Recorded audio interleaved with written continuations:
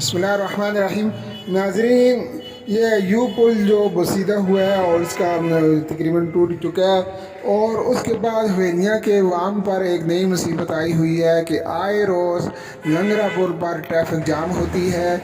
اور یہ پل جو ہے یہ ایبٹ آباد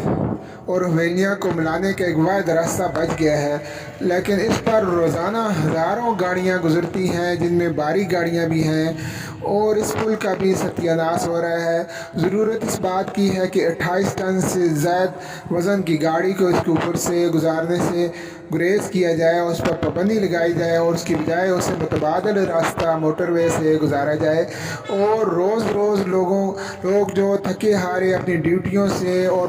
طلباء اپنے اسکول اور کالج سے جو آتے ہیں، وہ آ کر حویلیاں کے پل پر پھنس کر رہ جاتے ہیں، اور کئی گھنٹے انہیں انتظار کرنا پڑتا ہے، جبکہ خواتین اور باقی جو ضعیف لوگ ہیں ان کو بھی پریشانی ہوتی ہے۔ وہ تنگ آ کر اپنی گاڑیوں سے اتر جاتے ہیں اور پیدل اس پل کو کراس کر کے اپنی منزل کی طرف روانہ ہوتے ہیں۔ اس معاملے میں نہ تو منتخب نمائندے نہ متعلقہ ادارے کوئی دلچسپی لے رہے ہیں، اور عوام کو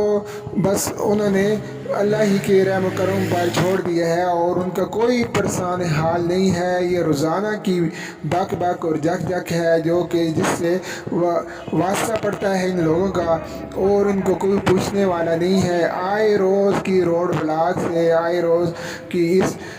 ٹریفک کے بے ہنگم رش اور شور سے لوگ اعصابی مریض بن رہے ہیں، اور ان کی مشکلات میں اضافہ ہو رہا ہے۔ نہ جانے یہ ادارے جو کہ روڈ پر جگہ جگہ وہ ٹیکس لیتے ہیں اور وہاں پر بوجھ ڈالتے ہیں، اور آئے روز جو ٹریفک کی چلان ہوتے ہیں، وہ ساری رقم آخر کہاں جاتی ہے، اور قومی خزانہ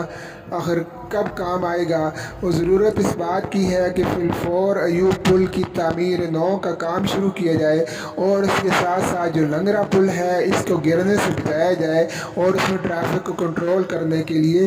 خاطر خواہ عملہ ہونا چاہیے۔ بارہا دیکھا گیا ہے کہ بعض ایک ہی پولیس کانسٹیبل ہوتا ہے ٹریفک کا، جو کہ